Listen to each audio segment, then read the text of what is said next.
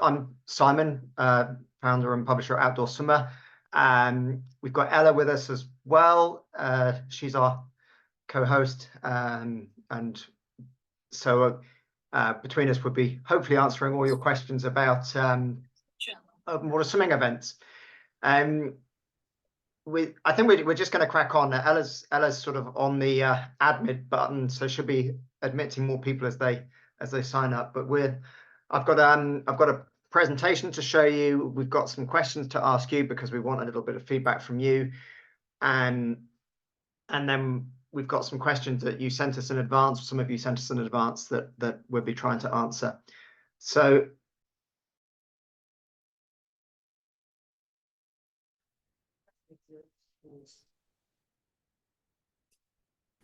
Oh, first time I died. That is literally the first time. Simon, you're on mute.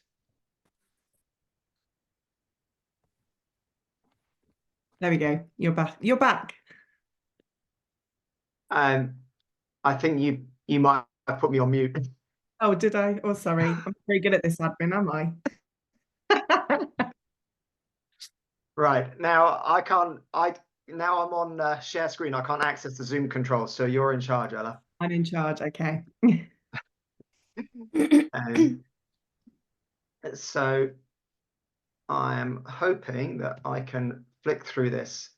So we have a rough program for the evening. Occasionally I'm going to be looking at the other screen because that's where I've got the presentation, but hopefully you can all see that in front of you.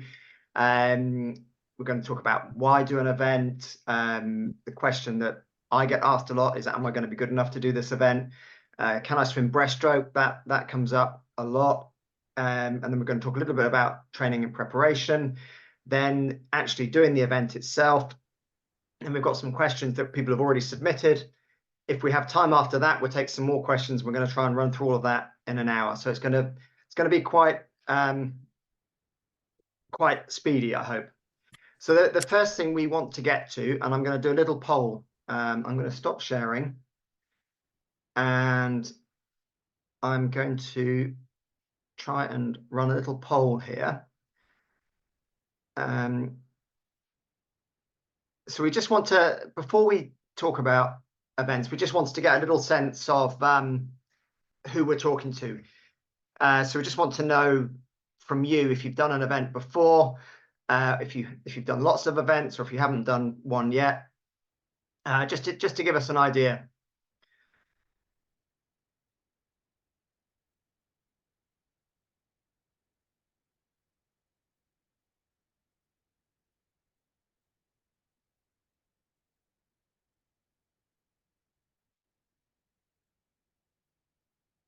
Okay.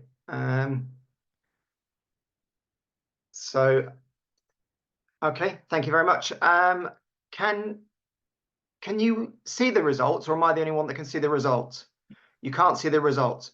Okay, so the results are 56% of you have not done an event before. So more than half of you haven't done an event before.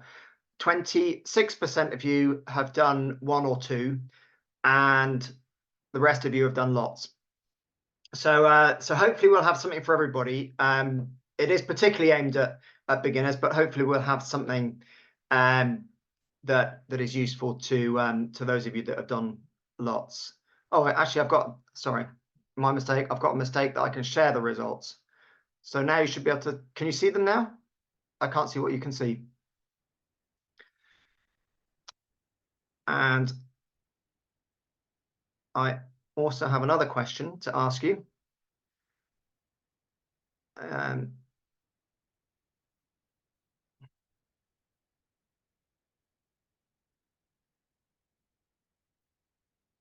But I don't know how to get to the next question. Yes, I found it. Okay, so we're going to talk about why do an open water event. And I've put some things down on the screen that I shared just now. But I'd like to just get some sense from you why you're interested in doing an event. So this is the second poll we've got. And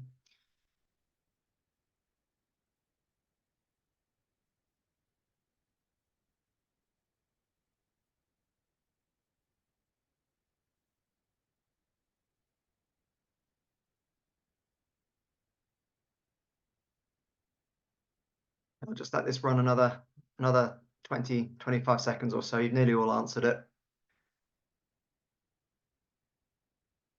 Okay. And sharing results. So I'm just letting someone else in. Well, that's quite a decisive response on that. So the majority of you, it's about the challenge thing. If you can swim the distance. I love that no one wants to race. I'm the only one. Just you, Simon. So so let's switch back to so I'm switching back to share screens now to show you the what I was going to but I've lost the link for sharing screens now. I will get better at this. So, and I mean, I think that was pretty decisive. What you've, you know, that you want to go and challenge yourself, see if you can swim the distance. And one of the things that sometimes people say to me is, well, why pay all of that money to go and do an event? Why not just go and do this from yourself? And I think that's quite it's an important thing to think about, because, you know, why wouldn't you? Well, one, a lot of these places you just wouldn't go to or have access to if there wasn't an event, so it just wouldn't happen anyway. And there's definitely for me anyway, there's a big safety factor that, you know, if someone has gone to the trouble to do a risk assessment and put safety teams on the water and work out where it's safe to get in, where it's safe to get out, and done all of that work, it's you know, it's a big load off your head, and you can just go and relax and enjoy the swim without all that extra level of worry. I just feel, and for me personally, I don't know if you feel the same, Alec, but if I'm doing an event, I feel braver when I'm doing the event than if I was just doing if I was just going to go and swim, you know, do a swim across a lake, I'd be really nervous. But if I was doing it in an event, I'd just feel more comfortable, braver. I don't know if you have the same thing with other people around, knowing that they're safe, knowing there's someone watching you. Yeah, I agree. Yeah, no, definitely. There's been some really, really long swims that I've done that I would like to think that I had the courage to do on my own, but definitely once I was in the water and swimming in a pod of swimmers, I definitely felt a lot more comfortable, confident. You know, the presence of the safety crew, it makes a huge difference. It's a different vibe. Self adventure is great. But yeah, there's plenty of swims I would never have done on my own, for sure. Yeah. I mean, for me, I also love the atmosphere at events. There's always it's almost like you can pick up on everybody else's excitement, and it makes you feel more excited. Do you get that, Ella, when you're at an event? Yeah, I mean, I think I get all the feelings at an event. I have a terrible, very emotive response at the start of a race or a race, an event. I'm never racing, where I feel quite high anxiety, like, have I done enough training? Am I going to be any good? Am I going to make a fool of myself? But that's all with the excitement and adrenaline and everything. And I don't think you get that in any other scenario. I think you only really get that when you swim in an event, and yeah, there's a distance ahead of you. There's other swimmers who have got the similar feeling and vibe. Yeah, it's quite unique. And they're also very social. I you know, there are some people I only see a couple of times a year, but you know they swim and you bump into them at events, and I really like that as well. Or I know them through social media, and then you meet them at events, and I think that's quite fun as well. And right, I think I'm ready to do our next poll question. We've we had a comment on that while okay. doing that. Kathy says, I always feel that I want to back out and I wonder why I'm there. I definitely feel that. Like, what am I doing?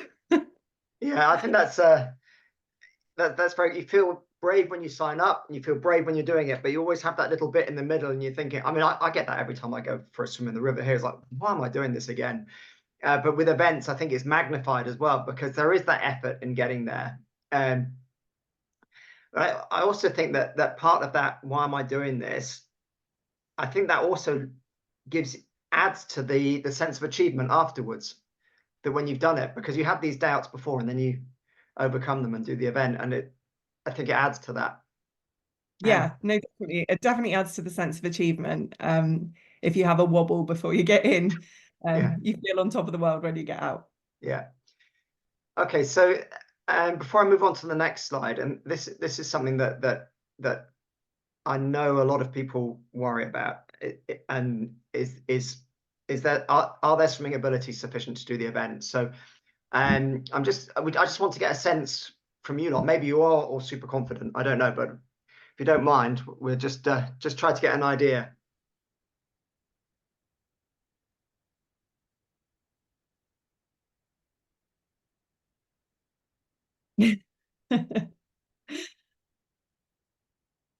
I feel like we're on a game show.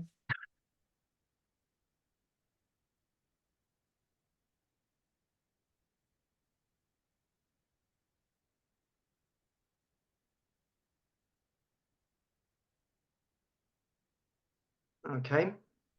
Has everyone had a chance to look at that? I think so. So here are the results. So I think possibly the reassuring thing is that if you did have doubts, you're not alone.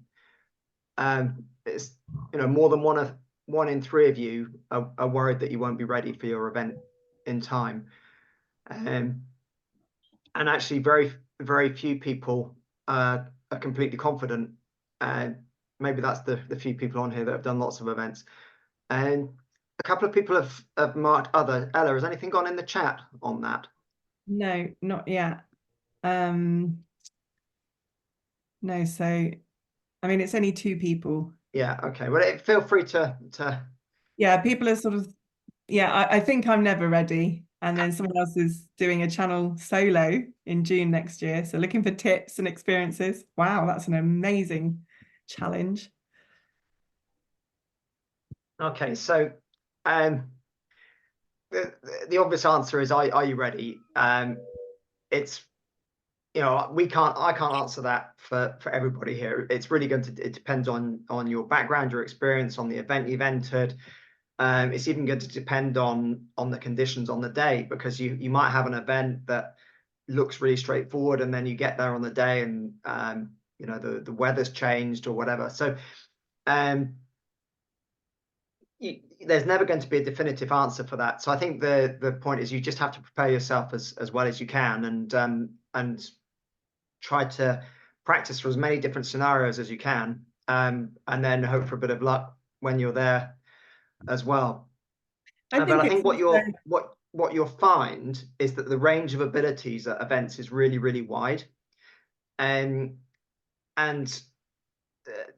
obviously someone's going to be at the back and there's going to be someone at the front, but that spread, even in a mile swim, that could be from 20 minutes to almost 2 hours.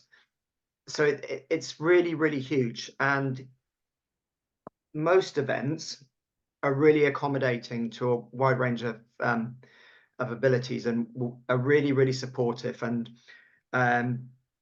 will have their safety team are well used to looking after people and guiding them around the swims. So if you do have those doubts, and you're probably going to be better than you think you are. Definitely agree with that. I remember my first ever event I did with my dad, and the first event that I actually finished I did with my dad. I did another event that I didn't finish, which you can read about in March's issue. But he said to me, don't worry, there'll always be someone worse off than you, which was a really strange bit of advice, but it was kind of true. There were a few people who were perhaps not as prepared as I was, or more nervous, and actually you get that kind of group sort of mentality where you all sort of support each other. And, you know, you have people stopping to check you're okay if you've stopped for some reason. So there's something quite nice about that at events, I think. I think unless, you know, you're at the front of the pack and someone's trying to win, I think if you're there to just do it as a challenge for your personal challenge, and, you know, you just want to finish, there's, I would say, a majority of swimmers at events are like that. And so they sort of all join together to support each other. So as well as having the safety team, you have swimmers around you who do check in on you, which is great. I think that's quite different to triathlon, which seems to be pretty much everyone for themselves. And if you're in my way, I'll swim over you because I've got to get to my bike quickly. So no, so I think swimming events are very supportive and very friendly. So and I think the other point that it's not just about speed. When people talk about are they good enough, they're often thinking about are they fast enough. But that's really you know, unless there's a strict cutoff time, and we've got a question on that a bit later. We'll talk about that. If you can keep on swimming, that's often more important than how fast you are, and also, you know, some kind of experience in dealing with open water conditions, whether you've got waves or chop or currents and the temperature, and so I've seen people who you would say are very good swimmers coming from the pool, but really struggling in open water because they're not used to dealing with different conditions. So, and I think that's something in your preparation, is to think about not so much about your speed, but think about your ability to cope with the conditions in open water and getting used to swimming in different conditions in open water. Right. Can you swim breaststroke? I'm going to come back to that in a minute because I'm going to do the next poll, because I actually want to find out what, the next poll I'm just going to ask is, what stroke are you planning to swim?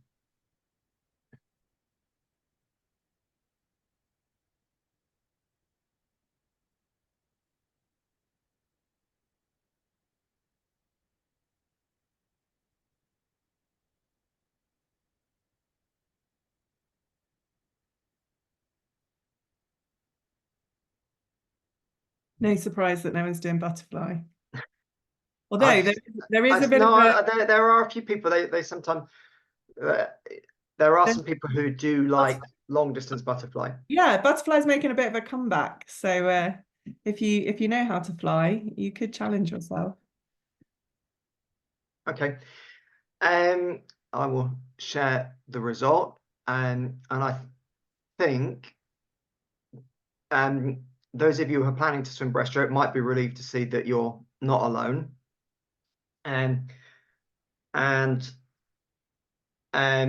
most events don't have any problem with you swimming breaststroke, and I think there are some advantages to it as well.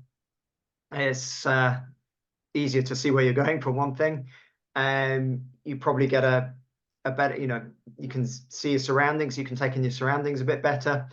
Well, it obviously depends how you swim breaststroke. Some people swim breaststroke in a very athletic way, but it can be can be swum very leisurely as well. So in terms of enjoying the event and taking time to savor the atmosphere, breaststroke might be a better choice anyway. And then it was good enough for Captain Matthew Webb for swimming the English Channel. So it's got a long tradition in open water, and I think if you're swimming breaststroke, you shouldn't feel as a second-class citizen. And you know, I've sometimes had that sentiment expressed, oh, everyone's going to swim front crawl, I'm not good enough. If breaststroke is your stroke, I think you should be proud of it and do it. And yeah. And I would say also, if you want to do breaststroke and it's your comfortable stroke, just make sure that you're being as efficient as you can, because it can be one of those strokes that's quite easy to pick up sort of bad habits, particularly if you spend a lot of winter chatting with your head above the water. So definitely get maybe a bit of support from a coach who can point some things out. But breaststroke is a perfectly great stroke, and like you say, plenty of swimmers have achieved amazing things doing breaststroke. And yeah, so I mean, obviously there are a few drawbacks. it's slower. So, well, it's slower for some people. I know there are people that swim breaststroke faster than they can swim front crawl. So if there is a time cut off, and again, that's a question that's come up later, so we'll talk about that. That just might be one thing to think about. Wearing a wetsuit and swimming breaststroke can be tricky. There are some breaststroke specific wetsuits now, which help that. It just with the leg buoyancy, it tends to lift your legs very high, which can either strain your back or it means your feet aren't kicking in the right place. And I think sometimes if you're in like waves smacking into your face, breaststroke can be quite hard if you're swimming into. There is a few conditions where breaststroke can be a little bit more I would difficult. say a couple of, like my first ever event I did breaststroke, it was a sea swim, and it was very difficult for me to get ahead because of the particular tidal current we were swimming in, whereas people around me who were doing crawl were able to slice through that better. So I would say, breaststrokers, it's worth having a little bit of front crawl in your pocket to tackle those little bits of the swim if you need to just kind of push through a particularly challenging section. So it's worth having that skill ready if necessary. Okay, and so I think we're still doing okay for time. So I wanted to talk a little bit about training and preparation and for an event. And I don't want to be scary here, but I think it is worth bearing in mind that open water events are different to pool swimming events and are subject to changing conditions. And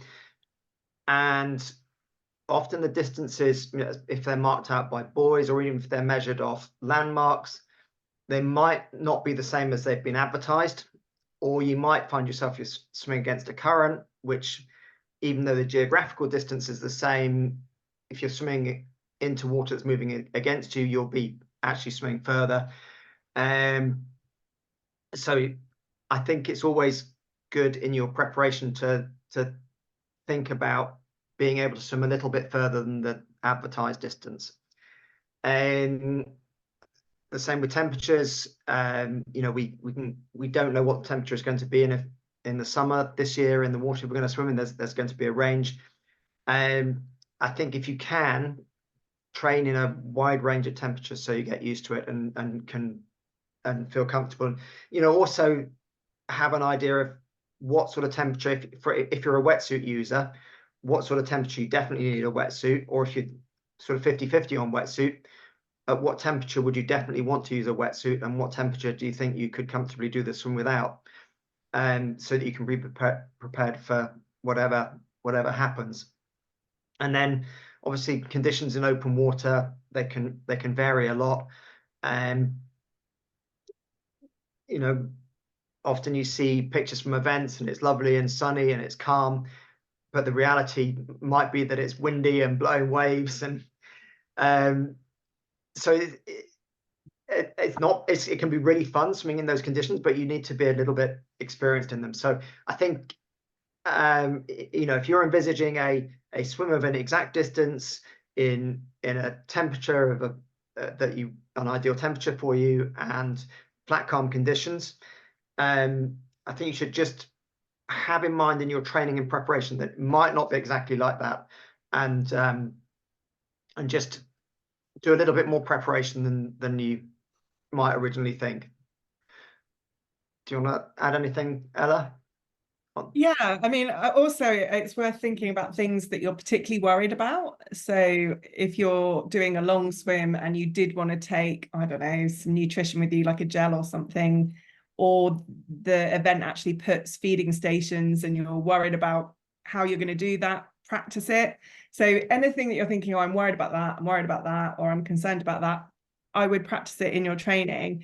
So whether that's feeding, whether that's, getting in and out of the water. Some events you have to literally get off a pontoon or a ladder and you're straight into deep water. Some you walk in gradually. So find out that kind of information and then practice it.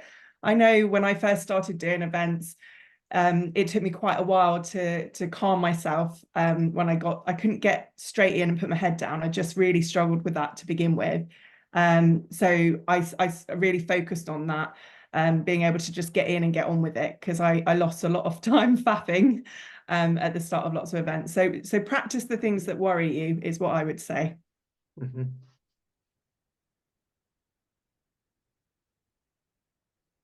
Sorry, I'm trying to change screens. And I think that I'm not going to give a training program here because there's so many different people here and you're all planning different events. So that we couldn't do a training program for everybody.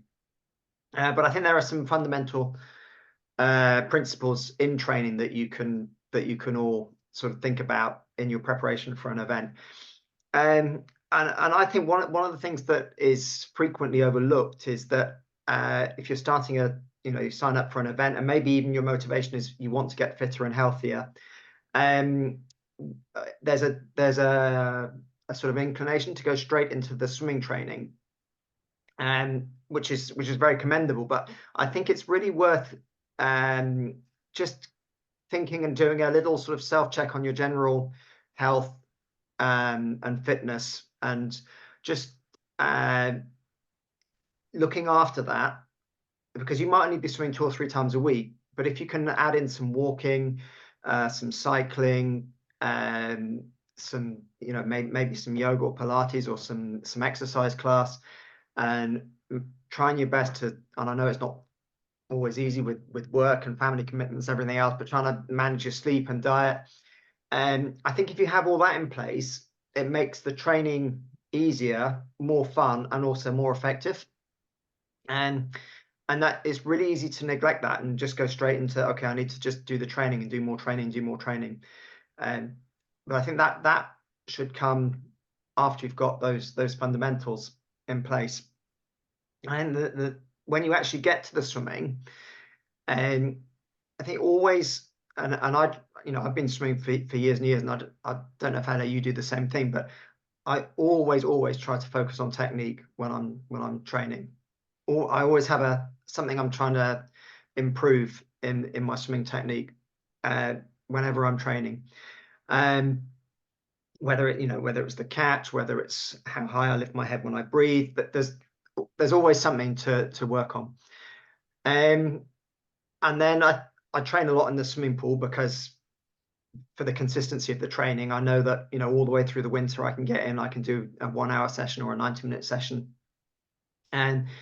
But I also try and get outside a lot as well, because I just think being in water a lot, and in outdoor water, it just exposes you to different things. So sometimes I go down.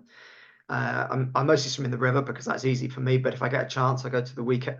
At the weekend, I go to the sea, and just trying to get it's not even training, just getting into the water and getting used to being in different temperatures, being in waves, being in currents. And then, especially for those of you swimming front crawl, I think the key skill to work on, you can do this in your pool training as well as when you're outside, is sighting and navigation. And I see so many people who drift off course, and you've probably seen this, Ella, when you've been at events. So really make sure that's part of your training and that you're really comfortable with it, because it's actually lifting your head. It seems quite easy if you do it a couple of times, but if you're swimming for for a few hours, you can start to get really tired of it. So if you can do it a little bit in training, it will be less tiring when you're racing. I'm saying racing, you're not when you're doing your swim or your challenge. And then get familiar with your kit as well. And again, I've seen this at events. I've seen people turn up putting on their wetsuit the wrong way around, putting their goggles on upside down, because it's the first time they've used it. Sometimes they've only got it out for the event. And obviously it's nice to have new kit for an event, but I would always test it before. And even things like a wetsuit, wear it a few times because you want to see if it's going to rub anywhere. And then you need to make sure you put some lube on. Even if it's a new costume or a swimming costume, it might have a tag or something that's rubbing.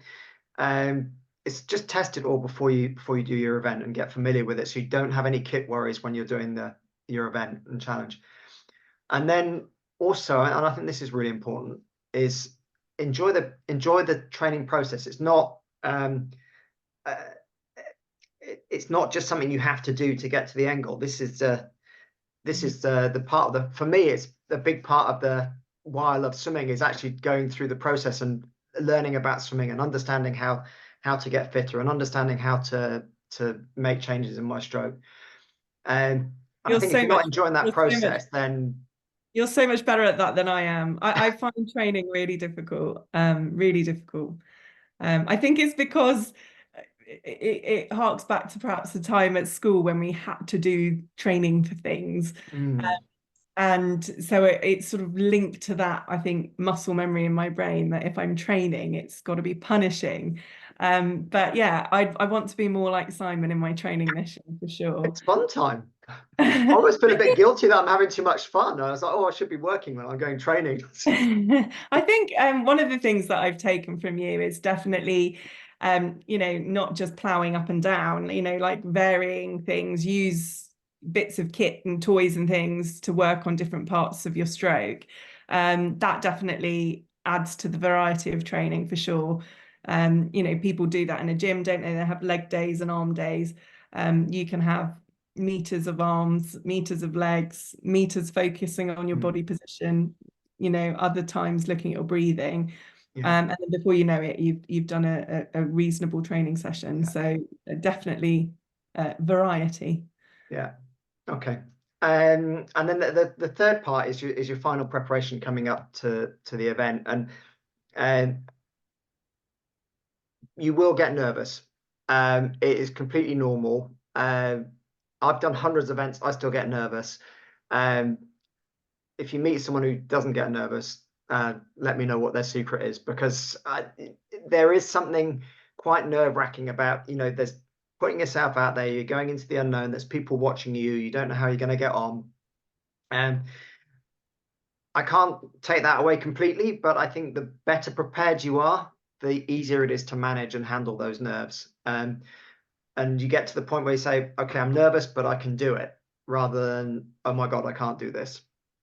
I think is and the better prepared you are. So if you've done the training, if you've like there's a read and reread the instructions, so you know exactly where you're supposed to be and when you're supposed to be there, and you make a plan so you don't end up having to sprint, from the car park to the registration because you've left it too late, and then you don't get to the event and you haven't got all your kit, and you're then scrabbling around trying to buy a pair of goggles or something at the event. The more organized you can be, the fewer nerves you'll have. And I really think it's worth making a plan, writing it down, even planning what you're going to eat, when you're going to eat, making a kit list, checking if there's any compulsory items you need to bring with you. Some events require tow floats, some events are wetsuit compulsory, most events give you a swimming hat, but not all. Worth checking. Always bring one anyway, just in case they don't provide you one. And then make some contingency plans as well, because you might be nervous about, okay, what if my goggles leak? Have a little plan in your head what you're going to do with that. Roll on your back, empty the goggles. To anything you're worried about, make it clear what you're worried about, and make a little plan. And if you're not sure how to deal with it, ask someone who's done an event before and say, what happens if I get cramp? What happens if I can't see the direction where I have to go? And make a little plan to deal with those kind of scenarios, so that if they do, they're very unlikely to happen, but if they do, they won't derail you. You'll be able to keep going. Ella, did you have any other thoughts on that sort of final preparation for the event? No, I think you're absolutely right. And definitely read all the instructions you're given by the event organizer. You often get sent a lot of stuff, particularly if you're doing something over bigger distance. And it's really easy to just be like, oh, this is too much. But take some time to really read through those instructions, because it could be, something as simple as needing to label your bag for them to take it to the finish for you that you haven't done, that will then stress you out. And then when you're swimming, you'll be like, I hope my bag's going to make it. You don't you don't want to be worrying about those little things. So read everything you're sent by the event organizer. And yeah, definitely seek out people. Lots of events have Facebook groups. You know, I'm doing the round Brantsley this year. There's a Facebook group set up. A lot of people have done it before. So if I wanted to ask something about it, I could ask on the group. The organizer could comment. I know Henley Swims, their events have a similar setup. So join the groups, join the chat on the lead up to it. It can be really helpful. People can ask questions that you hadn't thought of. Ella, I can see we've got quite a lot come up in the chat. Is there anything we should respond to immediately, or should we come back to that nearer the end? Someone's still saying, so some things are just a little bit of comment, but someone said nutrition is still a big mystery for me, especially timing. Can you suggest any resources to study? We've got a double-page spread on nutrition in the March issue. So if you're a subscriber, you can read that. But Simon, any other nutrition advice? We could do a whole evening on nutrition. Can we park that? If we have time at the end, we come back and talk a little bit about nutrition. The reason we haven't covered it, we're not planning to cover it today in detail, was because for most people, we were expecting it's their first event, and we weren't expecting many people to be doing long swims.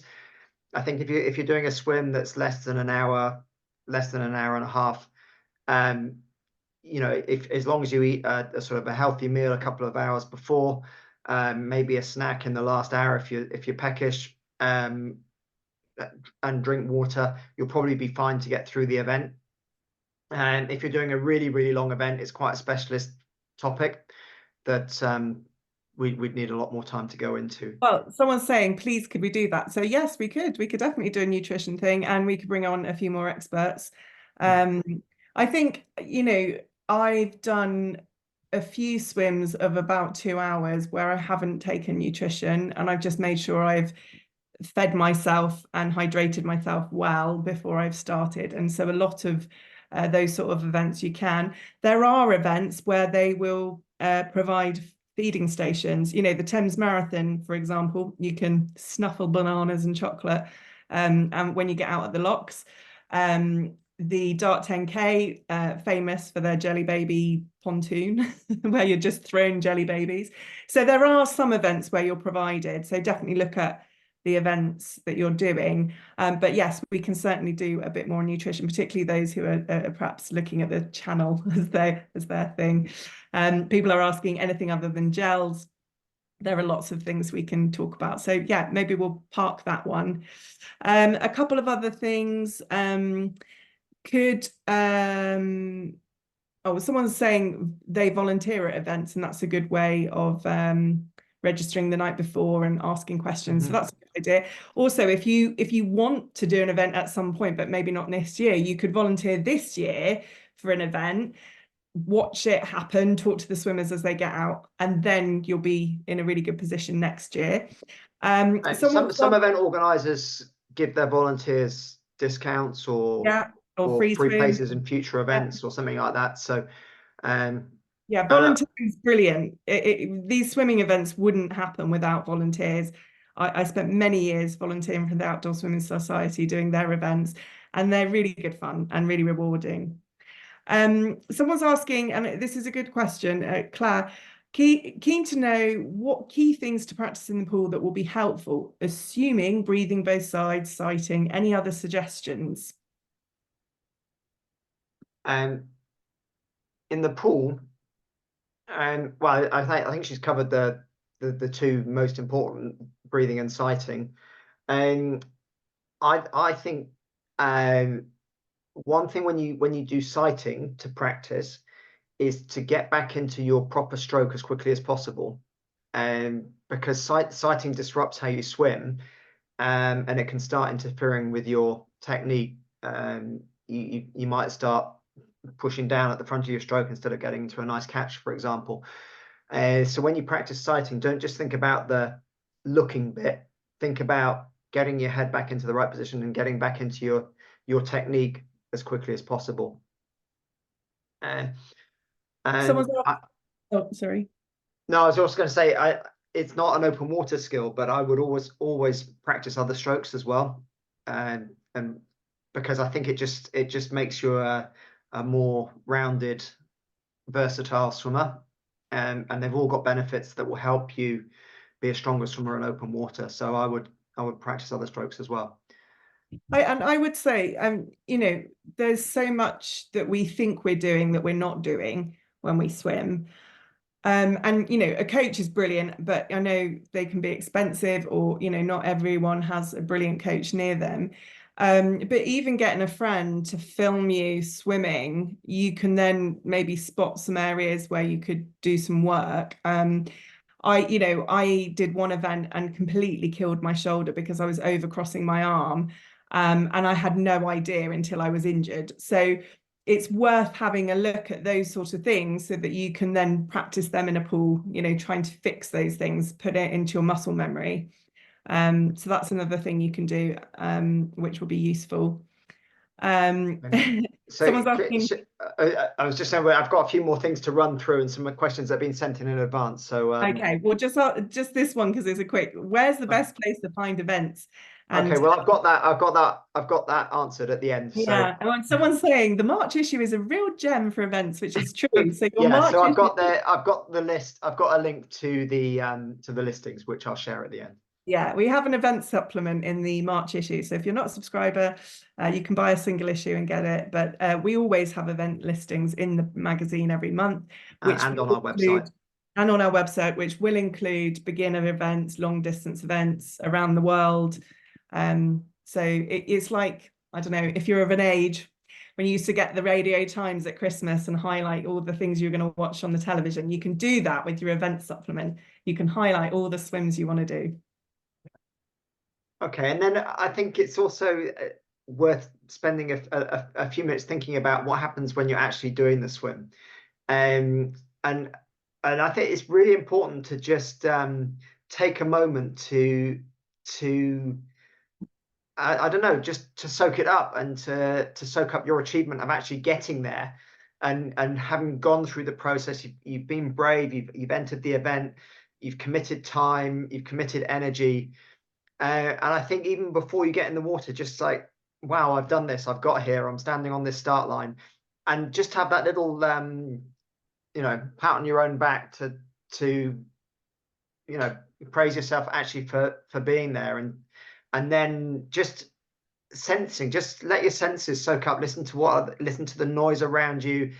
There's always a strong, well, not always, but quite often at events, there's a lot of smells. There's obviously the water and the environment, but also the neoprene from people's wetsuits, and people have used different lotions, and you can smell all these things, and it all, just soak it all up, just every bit of it, what it sounds like, what it looks like, what you can hear, your own nerves, what you can feel inside, and just raise your awareness of it. I think that really adds to your experience of the event. And then relax and try to be calm. And that's you know, maybe you've got some breathing exercises to do that, but just know that you know, hopefully you've done the work and you're in a good place. If you can relax, you're gonna get more out of it.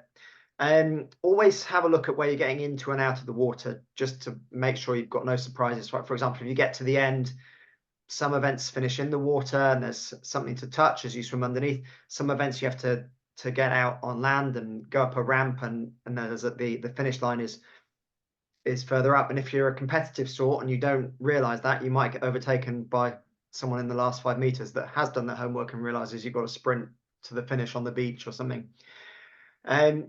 Or double check the route and look at if there's a map provided, or if you can see where the marker points are. Just try your best to understand. It's not always possible, but try your best to understand where you're going to go, and things to look out for on the way, just to know how far you've gone and so on.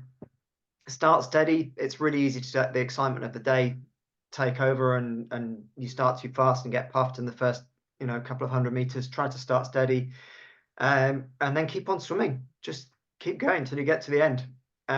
Smile for the cameras, and then celebrate. Anything else, Ella, you want to put into that? Yeah, I mean, I often like it when you get into that literal flow state where you're almost in a sort of meditative sort of rhythm. So that's the sweet spot, really, where you can get into a really comfortable pace. You know, you've got your breathing under control and you feel strong, and then you can just let your mind wander, and that's wonderful. I have a terrible problem with cramp, and so I'm often really anxious about getting cramp, even if I haven't got it. So I have a thing where I literally go over this, like, you're okay, you're fine, you're safe, you're okay, you're fine. And that just, I will just say that to myself in my head if I'm having a moment of, oh my God, was that a bit of cramp fluttering in my calf? So, you know, anything like that that you can do to calm yourself. Some people roll onto their backs and just look at the sky for a little bit and just take some breaths, but definitely enjoy it. There's plenty of swims I've got to the end and feel like it's gone by in a blur, and I wish I'd sort of soaked it up a bit more. So yeah, remember that you're doing it because you want to. Yeah. Okay, now I've got some questions that people sent in advance, and we probably will run out of time if I go into too much detail on these, but I think some of these are quite interesting questions, so we'll have a quick go. And this is something we mentioned at the beginning about you know, about swimming speed. So there are some events, and this person has exactly described it. And I've kept all the questions anonymous, by the way, but if you do want to claim them, just sort of raise your hand or put in the comment and say that's my question if you feel like, but there's obviously no compulsion to do that. Yeah, so there are some events like the one Ella's doing, Brownsea. I think they have a cutoff due to tide. Some swims take place in busy shipping waters, for example, and they only get permission to stop the boats for a short amount of time. So there are times where you need to be able to swim at a certain speed. Now the organizer will always give you a sense of what that speed is. And I think the only real thing you can do is you have to go out and test yourself and see whether you can swim at that speed. And they're usually quite generous, the cutoff times. And I guess, you know, go into a lake where you know what the distance is, or swim with a watch that measures GPS. Go and swim the distance and see how fast you swim. And then, you know, I guess if you're close, if it's marginal, maybe postpone that event for another year or two and do some more training and see if you can increase your speed. And it's because it would be a bit, you know, sometimes it can be devastating to get to the event, and, you know, maybe a little bit slower because I don't know, because you've traveled, or you're in a different place, you're not familiar, and then you get pulled out. That would be disappointing. So I would give yourself a little bit of margin of error. If you're on the border, maybe go away and do another year's training and come back and do the event another year. Ella, did you want to add anything to that? Yeah, I mean, I would also say you'll always feel like you're not prepared enough. So don't let that be a reason you don't do it. You know, if you have done no training, then and you don't think you're going to do it, then obviously that would be foolish. But if you've put some work in and you've done everything we've recommended, don't let your anxiety stop you from doing it. And there is absolutely no shame or harm in attempting a swim, as long as you're not, you know, putting other people at risk. So, you know, definitely don't swim if you're unwell or injured in any way or capacity. But, you know, definitely give it a go. You know, the worst case is you have to leave the event early. Or, you know, you get a do not finish, but it's not the end of the world. You know, you can give it a real go, and you can really learn from those events. So yeah, don't let the anxiety stop you, I would say. Okay. And it is, you know, Brownsea is 180 minutes, which is a really long time for some people, but I'll be right on the button with that. And that's going to worry me, but I know the reasons why is for safety. And, you know, I've been at events where I've been at the back of the pack, and, you know, providing the conditions are good and things are safe, the event organizers want you to have a good time. So they will always make allowances so long as it's safe and everyone is safe in that situation. So I wouldn't focus on that. I would focus on just tackling what you've set out to do. Okay. toe floats, I think there is as many different views on this as there are event organizers. Some event organizers now make them compulsory. Some event organizers don't like them at all.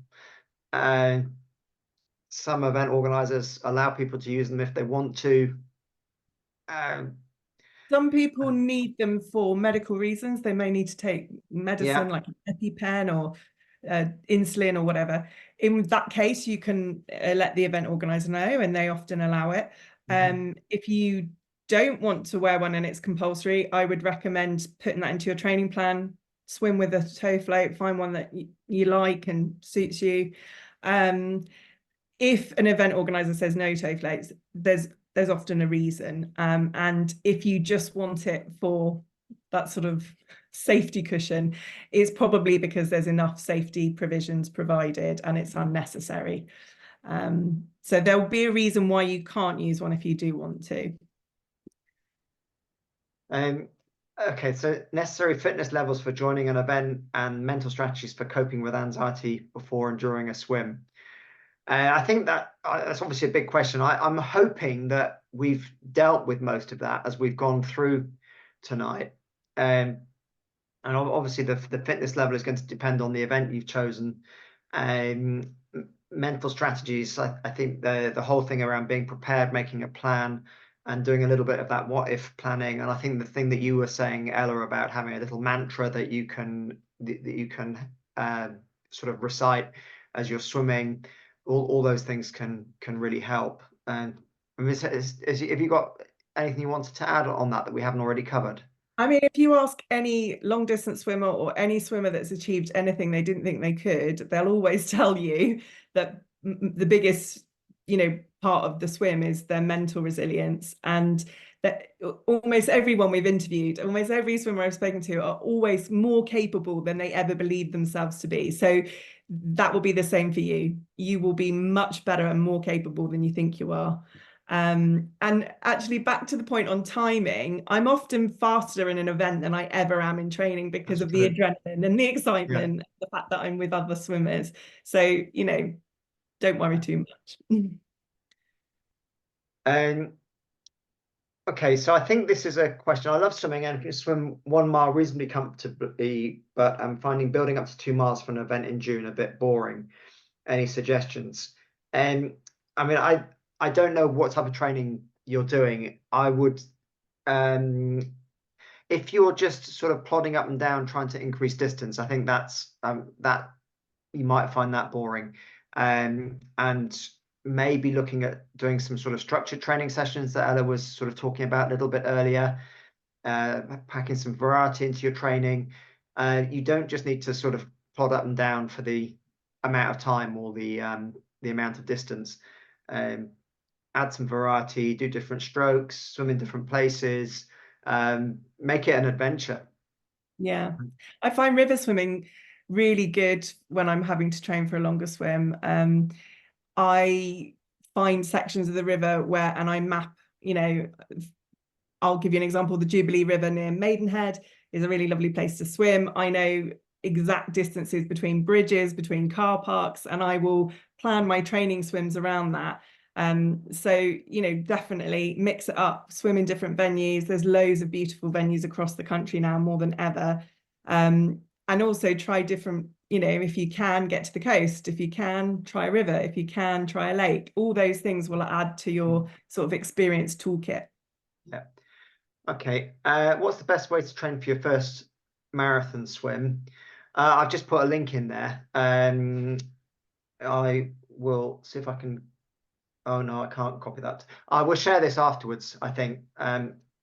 Sorry, I was trying to click on the link and it wouldn't work.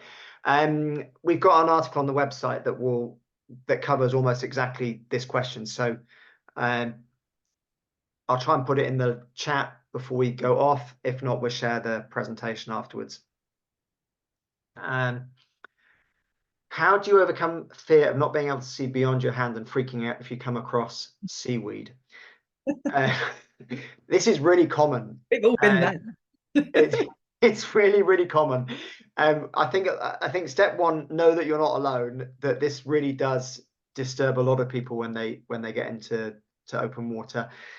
I found when I started that the more I swam and the more different places I swam, the more comfortable I got swimming in open water. And the more times I swam into seaweed, the less it freaked me out.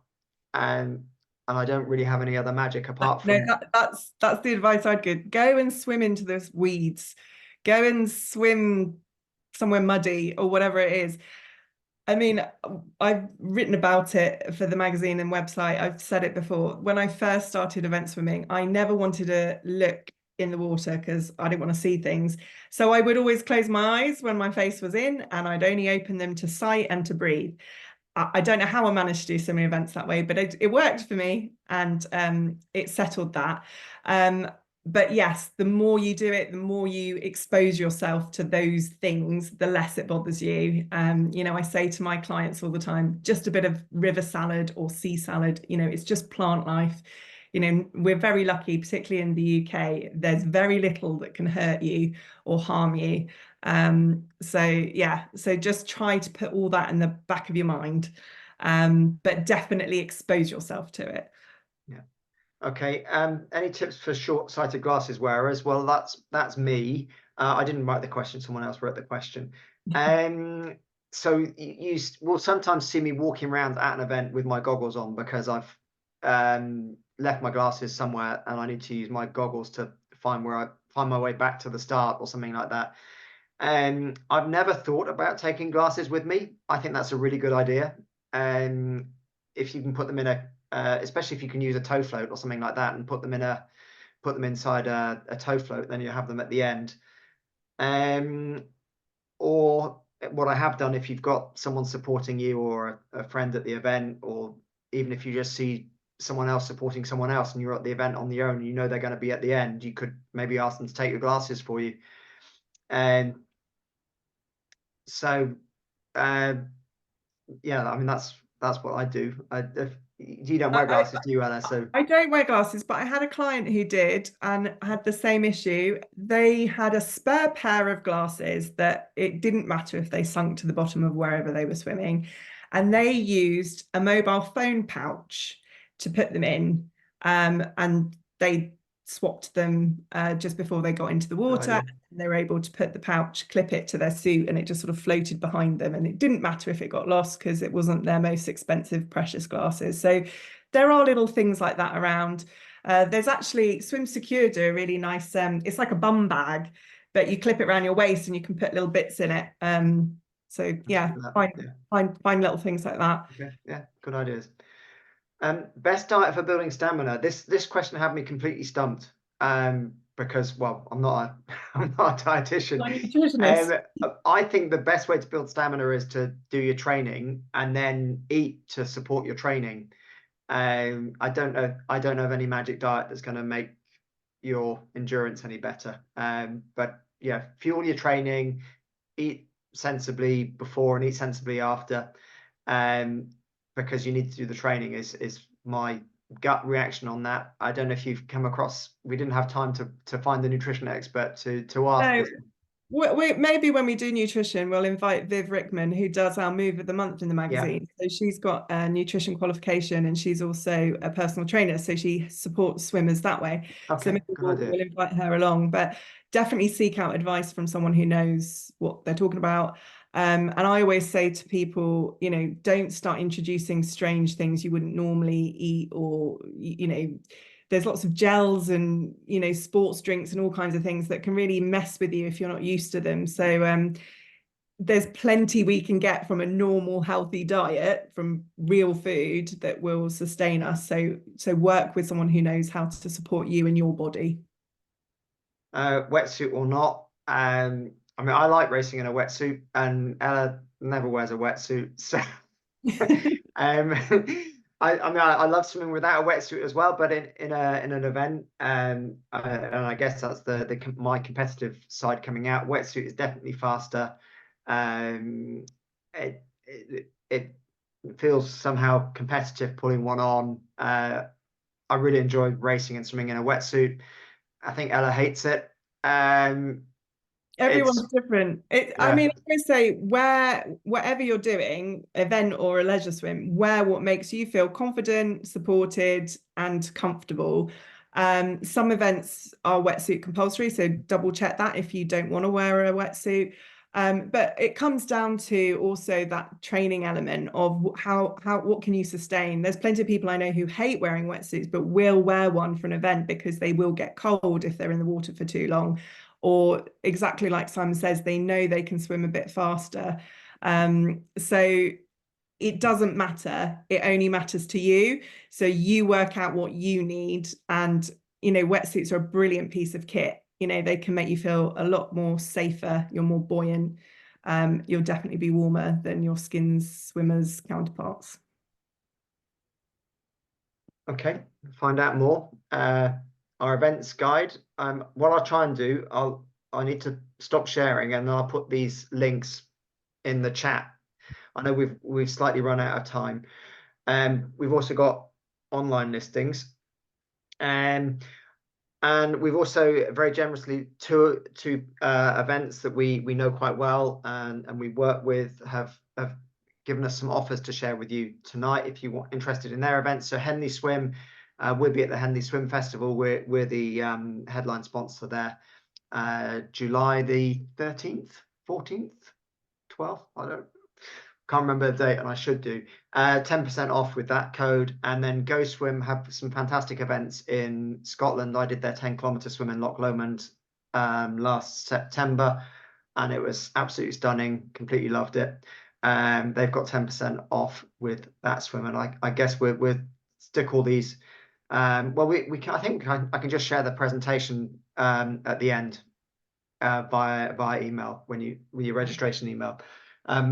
But I will try and share some of these things in the chat before we go. And that was everything I had to share. I'm happy to stay on and deal with some of the questions that have come up.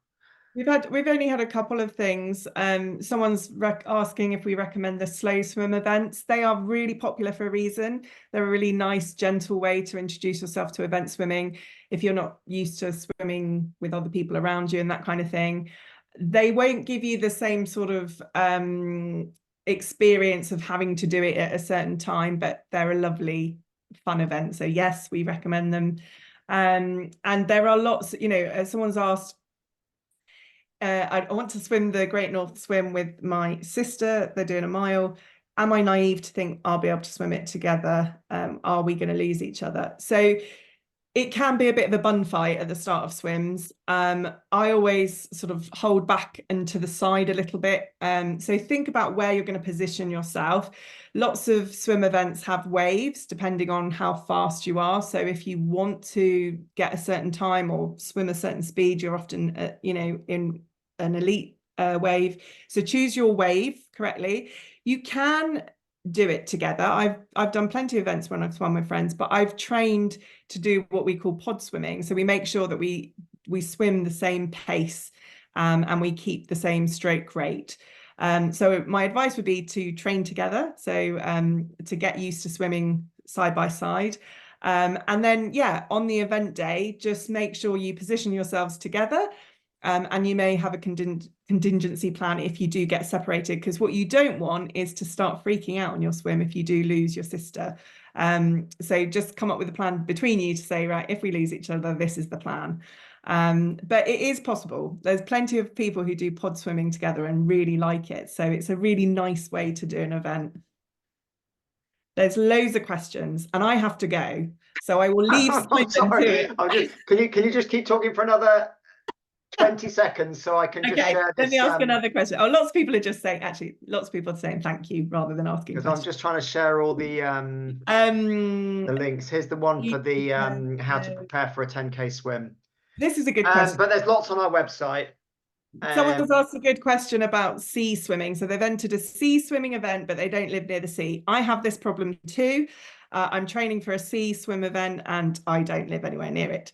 And they're asking can you get used to currents and things. So I would definitely swim in as many places you can locally and in different, as long as it's safe,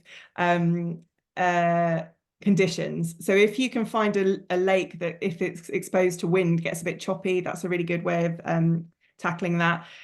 You don't have a look at currents around where you're swimming. An awful lot of swim events won't put you in a strong current situation because all swimmers would struggle with that.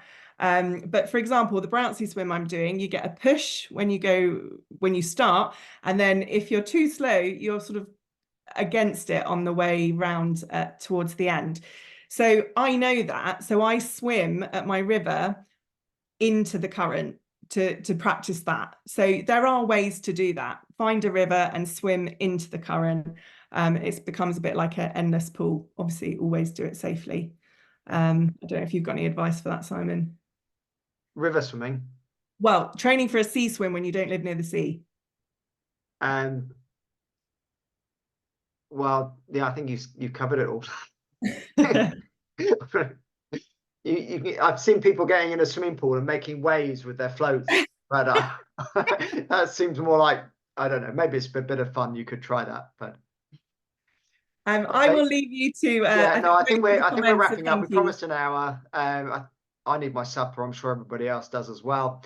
Thanks so much, everyone, for joining us. And it should hopefully pop up with a little survey, which will ask you for suggestions for future talks as well. Nice to see you all. Thanks for joining us. Everyone.